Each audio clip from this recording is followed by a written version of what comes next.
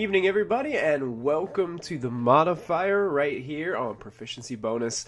My name is Michael, your humble and merciful Dungeon Master, Game Master here this evening. Tonight we are going to take a dive into some more character building for Dungeons & Dragons 5th edition. We are going to be doing a bard character build tonight. We're going to do a little bit of a interesting bard build, though, because this is going to be a bard that I'm going to run not this week, not this Friday, but next week during a special one-shot adventure right here on Proficiency Bonus that our Dungeon Master Matthew Blitz Greybeard himself will be running for a lot of us as we take a break from our normal Storm King's Thunder campaign on Friday nights. So it's going to be a really fun build tonight. We're going to get a lot of have fun. This is the character I'm going to play, so it's going to be really exciting to get to put this together tonight. Couple shout outs before we get started tonight. I want to make a big shout out and just a huge thank you to Team MZ, to Twitch, to Streamlabs for partnering and affiliating with us. We do appreciate all of the support and giving us the opportunity to do this and to bring this content to you out there.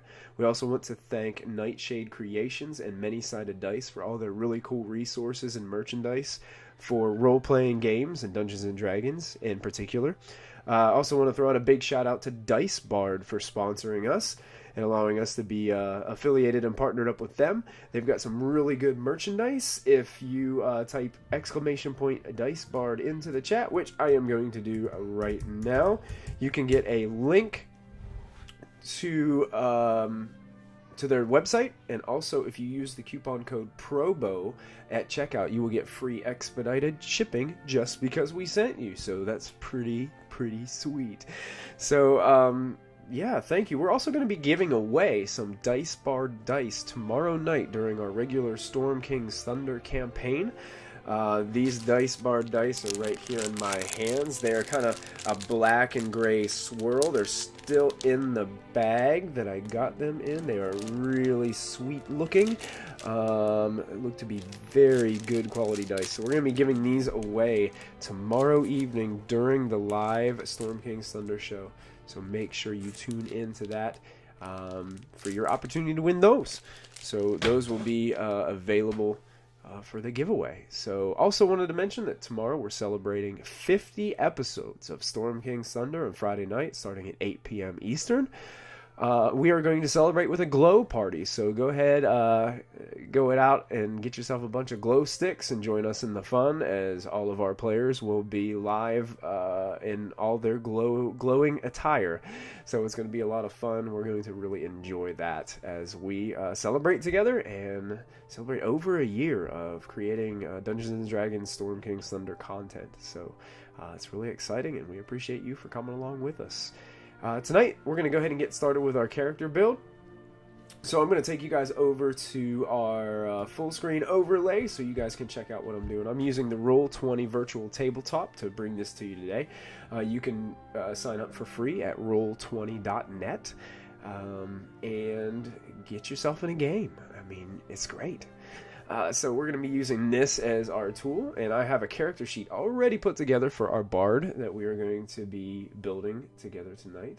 So as we put together this bard, I've already got his name in here as Trent Gongringer. I'm going to add a few more names to it as well in the meantime. I just haven't figured them all out yet, because the race for this bard is going to be a rock gnome. We're going to use rock gnome as our race. So I'm going to go ahead and put that there. And you know what? We could put gnome here, and for subrace we could put rock gnome.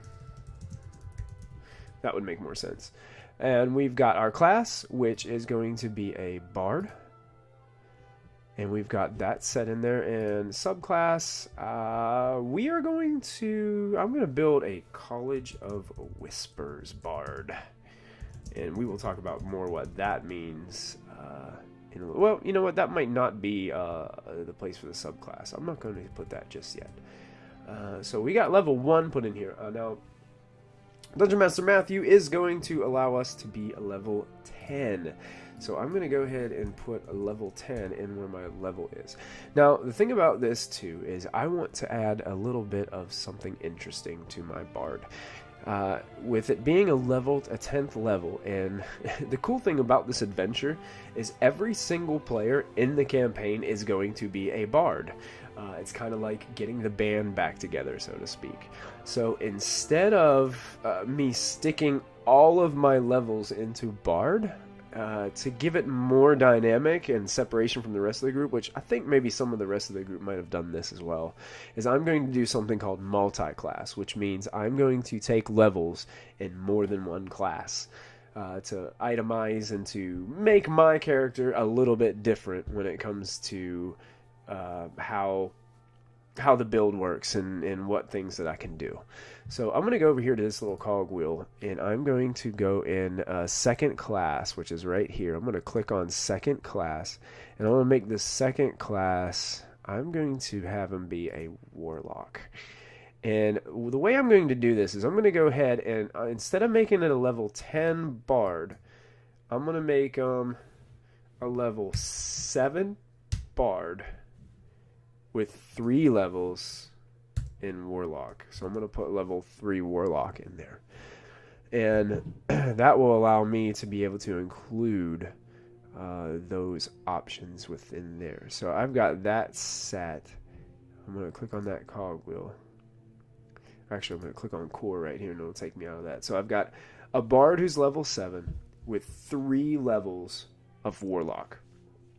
And the reason I took 3 levels of Warlock is right there at that 3rd level is where you get some pretty cool packed features that go with your Warlock that I would like to use for Trent Gongringer here. So right now I've got everything set up here at the top for what I want to do. I can come back later and get everything set for subclass if I need to do any of that. I already went through, and at level 1 I put in my statistics of what everything would be like for my Rock Gnome. Matthew is using the point buy system, so I used the points that are provided in the player's handbook, which basically gives a cost for each one of these ability scores that you see in the bubbles here. So 15 is the highest one that you can pick and point buy, and it costs 9 points. You only have 27 to spend. The cool thing about a Rock Gnome is he gets a +2 for his racial features in intelligence.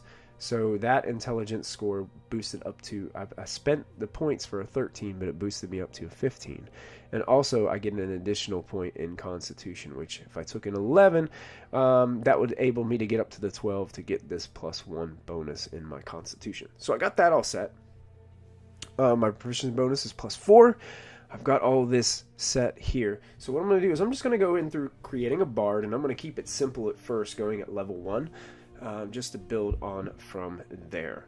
So let's see what I've got. So first thing I gotta do is I can go with these the class features right here. As a bard, again, the following class features. I got hit dice. I got 1d8 per bard level, so it'd be 8 plus my Constitution modifier at level 1. So my level 1 bard has 8 plus my Constitution modifier, which is 1. So I have 9 hit points at level 1. And I'm one of these people that I like to roll the dice to see what happens with my hit points. So that means I've got 9 additional levels to go ahead and add to this. So I can roll basically 9 d8s and add 9 for each one of my Constitution modifier levels. So I'm going to go ahead and roll 9 d8s and get this all set up to where I can get all my hit points together. So I put 9. I'm going to go to D8 right here, and I'm going to go ahead and add the additional 9, because for each level I gain, I get that Constitution modifier. So, well, actually, yes, it would be 9, because I already added for my first level. So I'm going to go ahead and roll this, and this will get my 66. So I add 66 to my 9, which I am not very good at math, so 6. So that's going to be 75 hit points. See, that's my math for you. I'm an art teacher for those of you who don't know. So I do the art thing, not the math thing.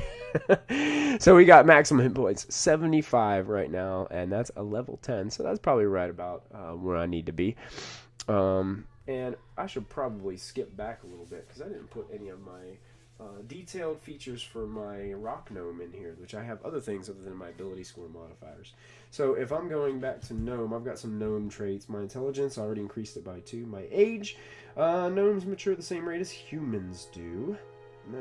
Adult life by around 40, and they can live to so they age at the same, mature in same rate as humans, but they can live to be anywhere from 350 to almost 500 years old. I'm not gonna make my gnome that old. I may make them. I could probably go here to bio where the age is.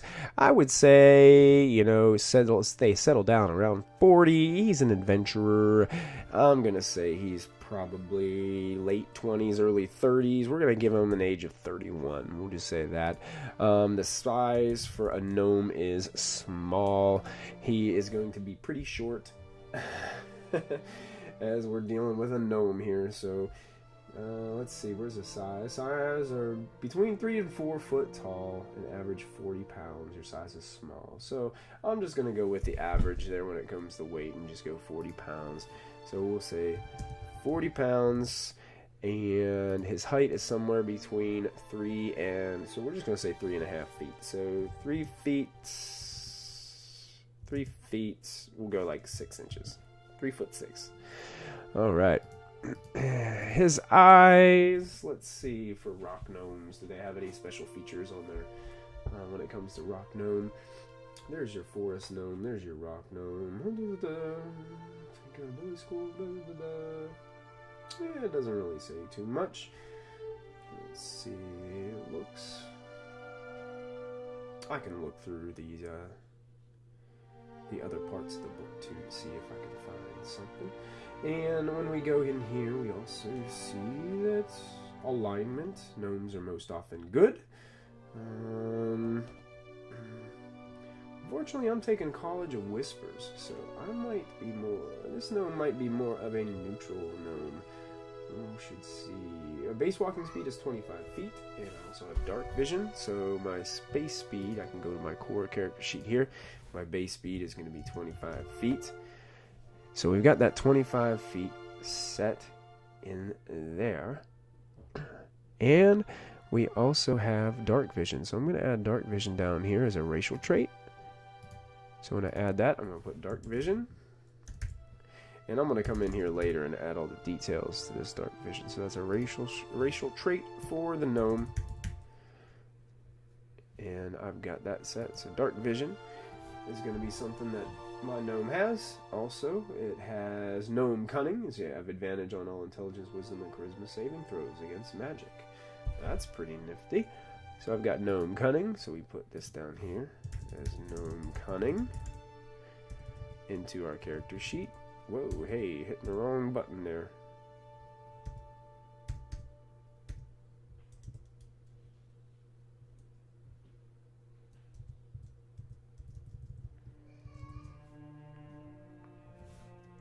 Gnome cunning. Cool, that's racial, and that's for our gnome as well. We've got gnome cunning there. What else do we get? We have languages, common and gnomish. And because I got a +2 modifier, I also get 2 additional languages. So other than, I'm just going to put down here in language, I'm going to put common, gnome, and I'm just going to put +2, because that way that will remind me that I've got proficiency in 2 more languages as I'm adding in this gnome. And I also have the sub-races, which allow me to either choose forest or rock or other sub-races of gnomes, which is cool. So I've got most of that put in there. Now I can go to my Bard class, which is found on page 52 of the player's handbook. So if I go to that, I've already got my hit points set for my Bard. The next thing that I've got listed here are the proficiencies. So proficiencies are, my armor is light armor, and weapons, we've got several different weapon proficiencies. So for armor, I got light armor. My proficiencies go down here at this bottom section. I've got these proficiencies, tool, and custom skills. I'm going to use it right here. So we're going to put name, we're going to put armor. Proficiency bonus. Yeah, that's it. That's what we're going to say there. Attribute.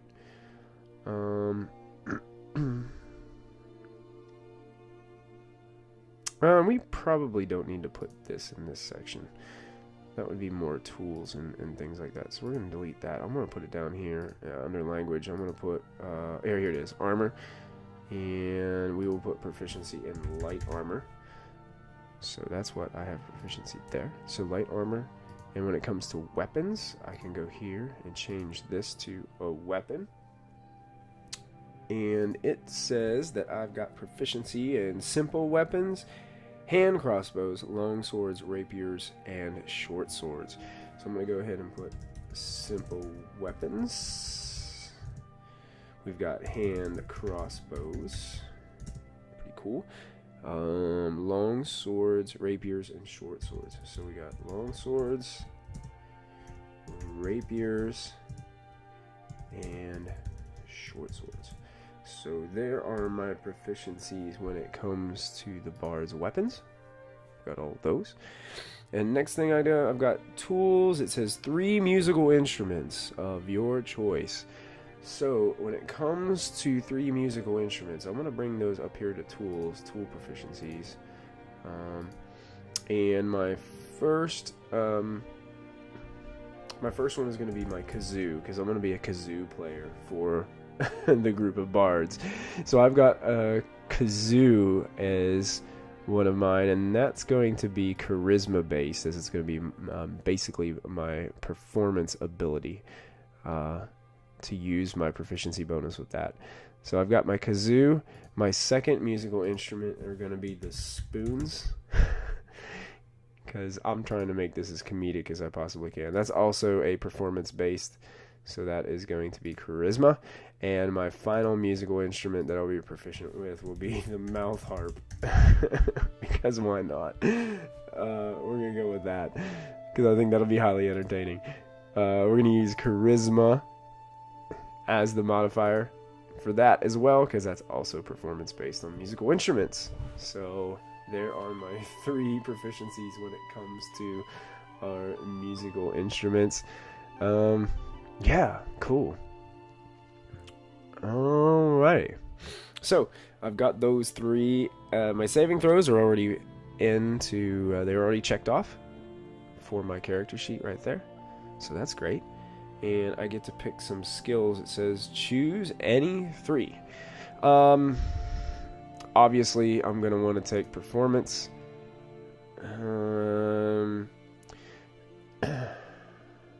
I'm not sure what else I'm going to take here as my bard.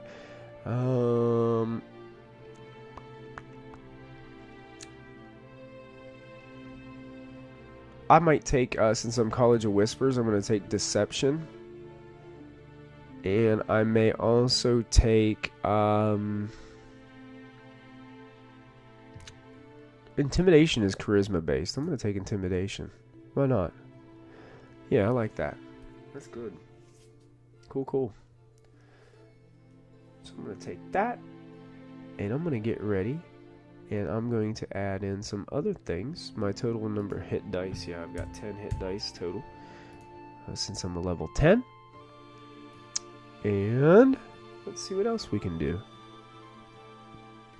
Cool.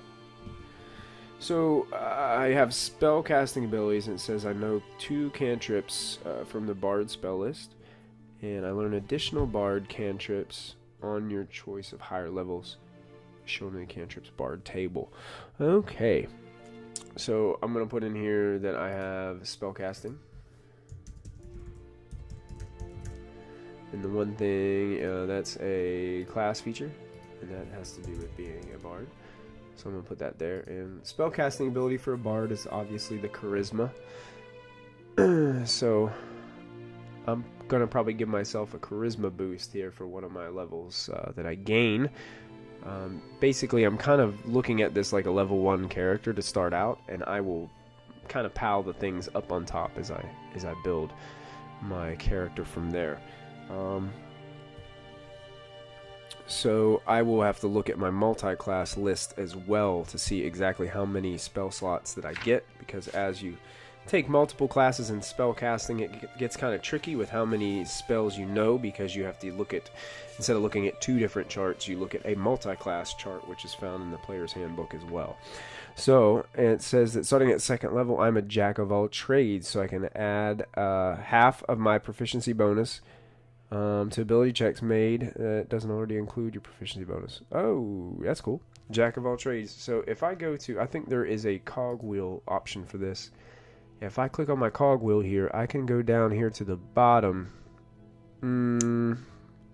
It used to be down here. Let's see. Oh, here it is. Jack of all trades. And I can click this, and it will actually add that to my character sheet. So I can go back up here to core, and all those bonuses are actually put in there already. So I actually get a little bit of a bonus to everything there. So that's pretty cool. Awesome, awesome. All right. So I am also going to, let's see. I've got the Jack of all trades. I've got Song of Rest beginning at 2nd level. You can use soothing music or Oration to help revitalize wounded allies on a short rest. That's pretty cool. So extra hit points, 1d6 hit points during a long rest for playing music. So we're going to go ahead and add Song of Rest right here. That soothing mouth harp will definitely help help the party to regain some hit points if things get tough. That's based on the Bard class, so I'm going to put Song of Rest there. Just until I'll just put these here for now, and then I can go in and I can fill in the details here in just a little bit. Bard College at 3rd level, you choose a college, and I also get Expertise, which at 3rd level, choose 2 of your skill proficiencies. Your proficiency bonus is doubled for any ability that you make with those skills. So if I go into my cogwheel again, I believe we might have an option for expertise, but if we don't,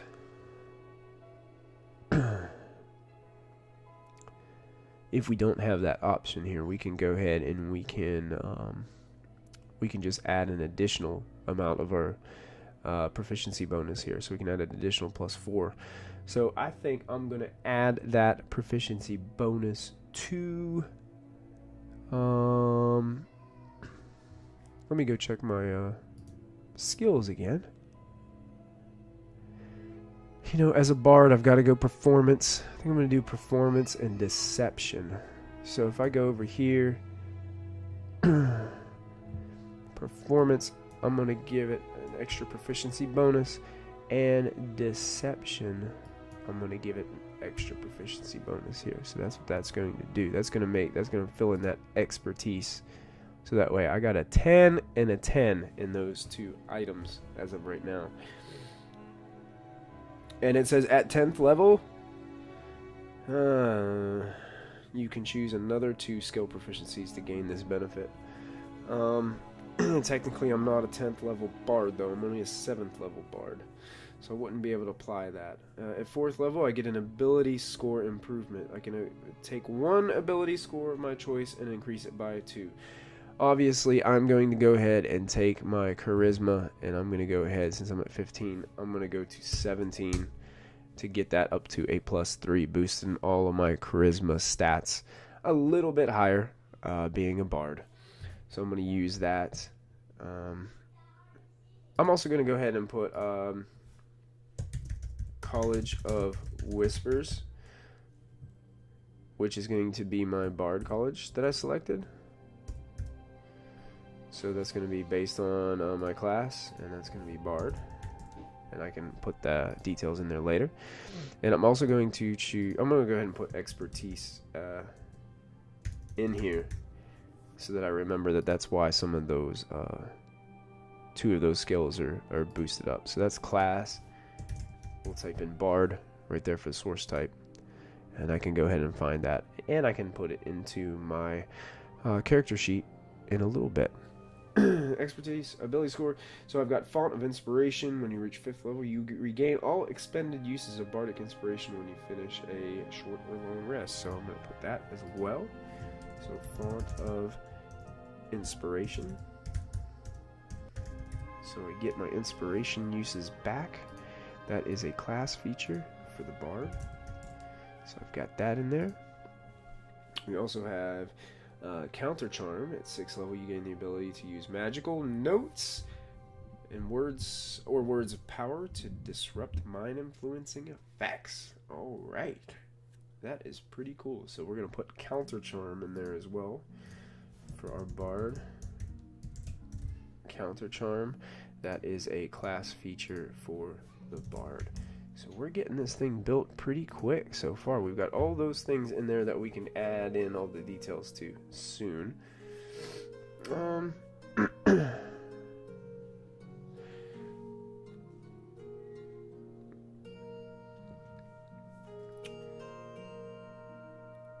Okay. I will get to my College of Whispers here in just a moment. I was going to see if Bardic... Here it is. Bardic Inspiration. How many inspirations do I get?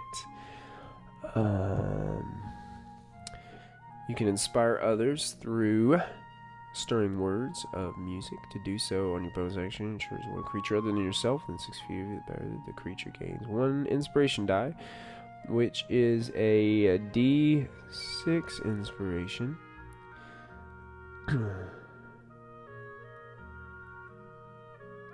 Okay. Only 1 Bardic Inspiration die at a time. You can use this feature a number of times equal to your Charisma modifier. Minimum once. So, changes. The die becomes a D8 at 5th level. So, it would actually be a D8 Bardic Inspiration. And I would have a total of 3 of those Bardic Inspirations. So they would be a D8. I'm going to go ahead and put a Bardic Inspiration in here. Bardic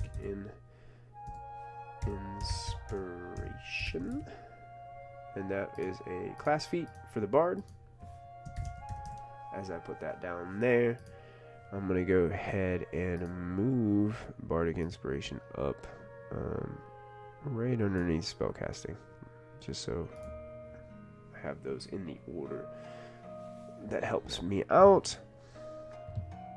Cool. Yeah, we're getting this Bard built. Okay. So the thing about this is I'm also taking 3 levels of Warlock, and in doing so, well, you know what, I can go ahead and put my starting equipment for my Bard, because it says I can start with a rapier, a longsword, or any simple weapon. A rapier, longsword, or any simple weapon. Since I'm dex based, the longsword wouldn't really do me much good. So I'm gonna go with a rapier. I'm gonna go ahead and search for a rapier right here in my compendium. And I'm going to add a weapon, and I'm going to grab my rapier, and I'm going to bring it over here and add it to my character sheet. Are you working? Let's double check. Let's see if it works. Bringing my rapier over here, dropping in. Oh, because it's a proficiency, I'm not grabbing the item. That's why. Need to grab that item and dump it in there. So where we go? We got a rapier. Okay, I didn't need to add that second one, so we're just going to delete that. So we got a rapier, 1d8 plus piercing for my starting equipment. We also have a second thing, says a diplomat's pack or an entertainer's pack. I'm probably going to take the Entertainer's Pack. Entertainer's Pack is right here under items. So I'm going to take it over and I'm going to drag it into my items. It should appear there. There it is, Entertainer's Pack. I'm also going to get, I can have a lute or any other musical instrument. So I'm going to start out, since I'm being the kazoo player for the band, I'm going to make mine custom. I have a kazoo. Leather armor and a dagger. So I'm going to have a dagger on me already. For starting equipment, we've got a dagger. We'll drop it in under the rapier. And I also have leather armor. I didn't have to do that.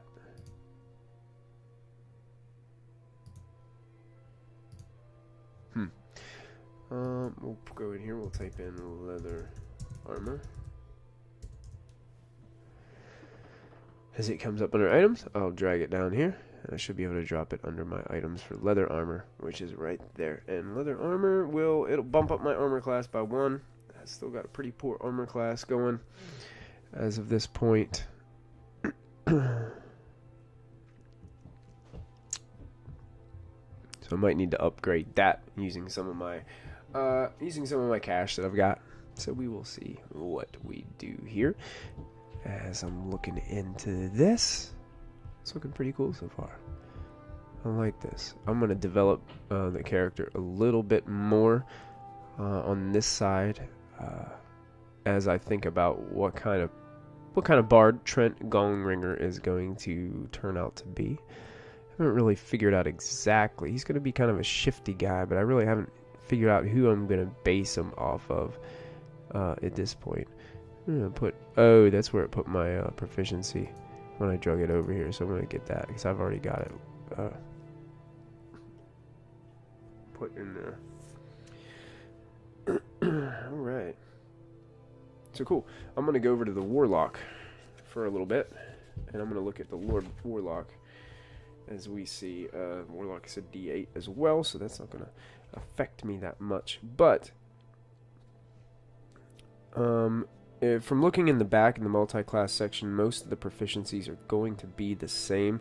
Nothing's really going to change in proficiency-wise. Other than I serve an otherworldly patron. At the first level, you have struck a bargain with an otherworldly being of your choice. It can be Archfey, the Fiend, or a Great Old One. Each of which is detailed at the end of the class description. This is why I went to 3rd level, so I could get this little pack boon. So I can also dive in, now that I'm multi-classed into Warlock, I can also dive into the Warlock spells list and be able to apply those spells to this Bard. So I don't have to strictly stick to the Bard spell list. I can use other spells from the Warlock spell list. So, which is kind of cool. Just one of the things that I wanted to kind of dive into with this character. So as we start building this character, I've already got, since I'm based on a bard, I've already got my starting equipment there.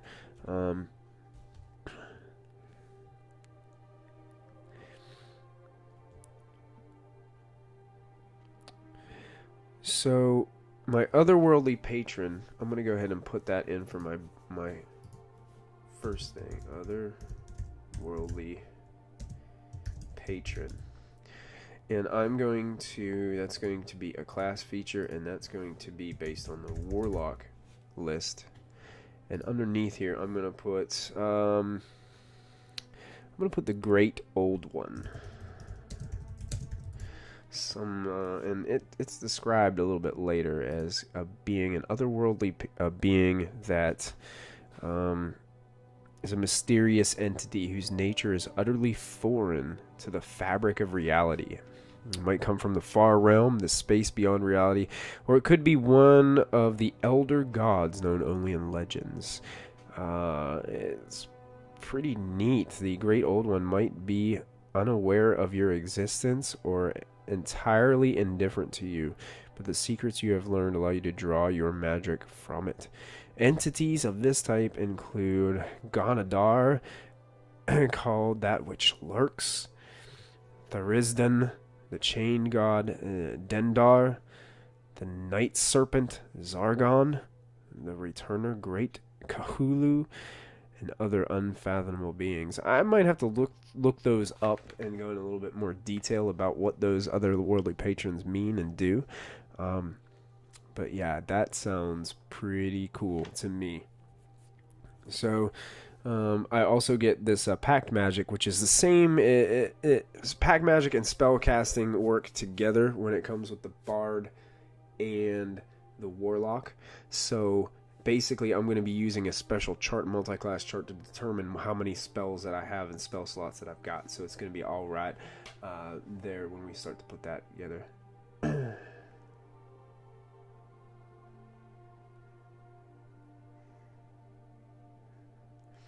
All right, I just got a note in chat that we are going to not be having an episode of Mystic Hour tonight. Christy has an extremely terrible migraine headache and has postponed the episode until October 4th. So we send our regards to you, Christy. We hope you're feeling okay, and we hope you get some rest and feel better. And we look forward to that episode of Mystic Hour on October 4th. Whenever you are feeling better and you get your guests back online and get them all situated. What we'll do tonight for everybody is we will just we'll do a vodcast of last week's episode of Mystic Hour, which I was honored enough to be a guest on, along with Dungeon Master Matthew, JJ, who's going to be starting our Waterdeep Dragon Heist campaign, coming up here next Wednesday, less than a week away, so that's exciting. And also we had MG on with us, who plays Lachlan on our Friday night Storm King Thunder campaign, and he also did a lot of producing for us early on in the Tomb of Annihilation stream, so we're going to get ready for that. So keep that in mind. And she said there will be a special episode of Mystic Hour with a Peacock guests on the 27th. Special get Peacock. Yeah, it's not Peacock. So you're just getting me to say Peacock on stream, Christy. Very nice. That's awesome. So there will be a special episode of Mystic Hour, special guests on the 27th. She has kept those guests a very big secret as of this point, so I have no idea who it's going to be, so I look forward to that. It's going to be a lot of fun, so make sure you guys tune in next week, next Thursday that's 8:30 p.m. Eastern, 5:30 Pacific. Yeah, that autocorrect can be brutal at times, and now I feel like I need to go get me some peacock feathers and sport some peacock fashions here on Proficiency Bonus. So, it's been fun. We've been building a bard for for the all bard campaign, or all bard one shot. Excuse me, not campaign. It'd be great if it was a campaign. We might have to do that sometime. So we have our spellcasting, our Eldritch Invocations. In your study, you have Unearth Eldritch Invocations, fragments of forbidden knowledge that imbue you with an abiding magical ability. At second level, you gain 2 Eldritch Invocations of your choice. So, your invocation options are detailed at the end of the class description. When you gain certain Warlock levels, you gain additional invocations of your choice as shown in the Invocations Known column on the Warlock table. Okay, so Invocations Known. At 3rd level, which is where I'm at, I will know 2 of them. So at 3rd level, your patron bestows a gift upon you. It's called a Pact Boon. Oh, excuse me. I'm going to use Pact Boon of the Blade. I'm liking that. Oh yeah, absolutely, Christy. You take care. You have a good night. I hope you feel better. Go take a rest. Get yourself rested up. Hopefully you feel better very soon. We're all thinking about you. We're going to go ahead and we're going to add this. First is Eldritch Invocations. and that is a class feature for the Warlock. So I'm going to put that in there, and I'll add more detail to that once I get to it. And then lastly, we're going to put this Pact boon in here, and it's going to be the Pact of the Blade, which is kind of neat. I think if you ever seen Critical Role, I think it has a lot to do with Ford's falchion that he wields. He's able to summon it. It's kind of like this magical weapon that just goes everywhere with. It's kind of like this. I can read it to you, but you gain the action to create a packed weapon in your empty hand. And you can choose the form that this melee weapon takes each time you create it. Oh, that's cool. So I have to go to chapter 5 for my weapon options. You are proficient with it while you wield it. This counts as a magical for overcoming resistances and immunity to non-magical attacks. So it counts as a magic weapon as well. So that is cool. That's going to be awesome. I'm looking forward to that. I'm going to have to look more into detail about what it does in more detail when we're off stream as well, so I can get more of an idea. I've never played a Warlock before, so just taking these Warlock, just these low-level Warlock abilities and adding them into my character, it's going to be way new for me. I've never done this before, so it's going to be definitely something that's different, and that's what I was looking to do this time, though. I don't normally like to play bards that much either. I've played a bard before, but there wasn't a whole lot of. I didn't feel like I was contributing that well to the group at that time. We only played a few sessions, but just didn't. I wasn't feeling that bard at the moment. So this is going to be cool, and I like that we're starting at a higher level. So this will give me a little bit more options to work with once we get into the actual game, which I'm excited about. It's going to be really cool. All right, so I've got those things there. And when I look into College of Whispers, which is the college that I'm using, I'm using Xanathar's Guide to Everything right here. So this college is actually featured in this book. So while the Bard colleges in the Player's Handbook, I believe there are 3 in there. There are an additional 3 in Xanathar's Guide to Everything that you can pick up.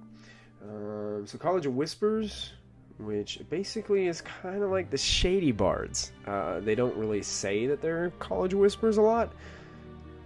They kind of keep it under the rug as if they're kind of almost like spies or kind of looking for information or to do something, which is why I took a lot of deception and intimidation for my skills, which it kind of goes good with my college. So my College of Whispers features my bard level. It says that at 3rd level I get Psychic Blades and Words of Terror, and at 6th level I get Mantle of Whispers. So I'll get to add those to my College of Whispers. So underneath College of Whispers, I'll go ahead and add these. I get Psychic Blades, and these I don't know if these are going to be in the Roll20 compendium because they're in Xanathar's Guide to Everything, but I can look to make sure, and I'll probably look before I go off stream, so in case you decide that you want to make a bard like this, you could do so. So we go to Bard, Psychic Blades, I'll put that there. I'm also going to put in my Words of Terror, which allows me to basically basically, if I talk to somebody for a minute, I can attempt to seed paranoia in their mind and basically make them afraid of me or something else or someone else. So that's pretty neat. I like that as a way of communicating fear into others. So I've got Words of Terror, and the last thing that I get with this, because only a 10th, well, only a 7th level, so I get the 6th level Mantle of Whispers. So if I put Mantle of Whispers right here, I've got my class feature, and I'm going to call that Bard, as I've got the Mantle of Whispers there. So I'm going to add some more into this as we get going. I've got my Rapier and Dagger there. I'm worried about my armor class at this point, but I guess I could see if I have access to something that adds to my armor class as far as spells go. So I might want to look at my spell lists and see if there's something that I can take. The first thing I need to know is how many spells can I have. If I go to my multi-classing options, I can see that at 10th level, since I'm multi-classed, I know 4 level 1 spells, 3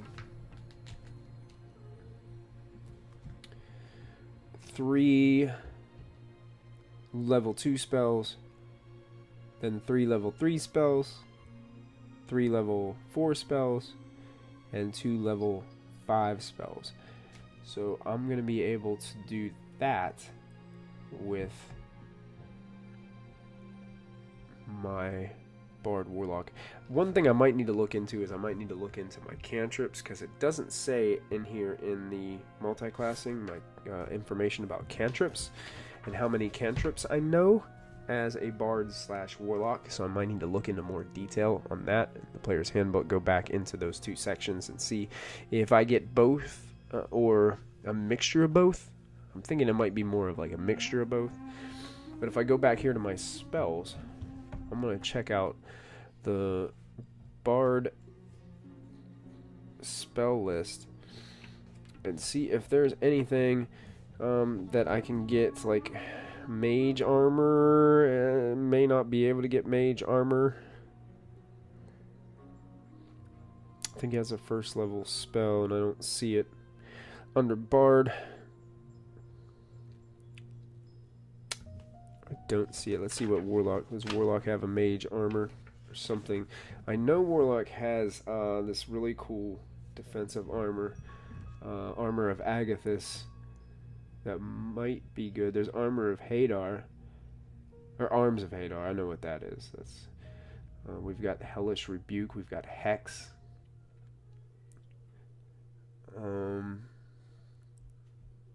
Yeah, Witch Bolt. Protection from evil and good. Don't see any mage armor. So I might need to upgrade to studded leather or something like that just to give me a little bit more armor class. That's something I might want to look into since I started with leather armor. If you start at higher levels, in the Dungeon Master's Guide, there's a chart on page 38 that when you're starting characters off at higher levels, the book gives you a recommended amount of starting gold pieces for your character. I find this pretty helpful. Since it's a standard campaign and we're level 10, I get 500 gold pieces, and then I got to roll a d10 for the rest of them. So I totaled up to 675 gold pieces total. So I can go through the player's handbook and I can purchase basically that amount or keep that amount for whenever I get into the game. Since it's a one-shot, I'll probably spend most of it, to be honest, on upgrading my armor. Probably, I don't want to go too crazy on the armor because I want to keep my benefits for dexterity. So I will probably, since dexterity is my main stat, since I took the 8, -1 in strength, being a little rock gnome, I'm going to focus more on my dex attacks. I do want to use, I think I'm going to purchase a short bow and some arrows to use as a ranged weapon, and primarily use that when I'm not casting spells, which probably I'll be doing most of the time. And if I get into any sorts of problems, I will definitely be using that, the Pact of the Blade weapon that I can draw in as a magical weapon into my empty hand. So that's one thing I'm going to be definitely doing with this character, and trying to build on from there. So if you go into your spells list, you can see that in Roll20 here, you got a list of all your spells, and it actually shows the spell list. Unfortunately, it's not showing the multi-class spells right now, as it's only, I think it's only counting my first level. It's only counting my caster level as 7. But technically, I believe I would be a 10th level caster since my Warlock is a level 3. So what I'm going to try to do is I'm going to try to change that to 10 and see. It's keeping this there. Good. Because I want my Bard to say level 7 with a level 3 Warlock. I wish it would show up actually on this part of the character sheet too, but it does not. So if I go to my spells, there it is. Now it's showing me as a 10th level caster with 4, 3, 3, 3, and 2 5th level spells. So what I'll need to do at this point is I'll need to look through my player's handbook, and I'll need to find out exactly how many cantrips that I know now that I mixed my Bard and my Warlock. I would have probably started with my Bard spells, so I'd look at my Bard cantrips first and then see how those would be affected once I started to take additional levels in another class such as Warlock. And I'd have to see exactly how many cantrips I'd have available to me. I want to say it's probably going to be around 4 or 5 depending on what is available to me. Also, whenever I look through these, I also want to make sure that I'm putting the right number of spells known. Just because you can only cast 4 first level spells doesn't mean you don't know more spells. Some spell classes in D&D say that you know, like clerics for instance, they know all these prayers or spells. So basically you have this allotted number of prayers or spells, but you can only prepare this many per day based on one of your modifiers. I believe it's wisdom that they use. So that way, each day, if you have that spell prepared, like for instance, like if I was going to cure wounds at level 1, I could cast cure wounds twice in the same day. Or all 4 times, I could just use cure wounds as my first level spell. Or I could use 4 different spells that I have prepared. So as long as I have them prepared, I can cast them. Just because you know them doesn't mean you have them prepared for the day. So that's another thing to look at when you're looking at building spellcasting classes in Dungeons & Dragons, is make sure that you're thinking about, for example, wizards, they have to actually have the spell in their spell book in order to be able to have the ability to cast it. So that is one thing that you need to make sure when you're looking under your spell casting ability, is really read to know exactly what determines how many spell slots you have, what spells you know, and how you can apply that to the rest of the game. So yeah, that's pretty cool. I'm going to go ahead in and I'm going to look through the player's handbook. It takes some time to put in spells. Unfortunately, I'm just about out of time. I'm probably going to call it a night here right now, as we have run out of time for this evening. So yeah, this Bard is pretty much almost ready to go. Like I said, I'm going to look at some armor and maybe upgrade. I'm going to buy a little bit more gear. I'm going to put in all the details of this, so while I'm playing, I can easily just access it right here from the character sheet. I don't have to sit here and turn pages in all my books. I've also got the compendium available that I can always click on, this little compendium up here, which is hidden behind my chat screen, unfortunately, for all of you, but I can type in that and get information based on the compendium right there on the right, which is hidden by my face and by chat for right now, but you can see a little bit of it through there. Get that ready to go. I'm going to purchase myself a kazoo, so I have an actual kazoo to play for the campaign, or for the one-shot.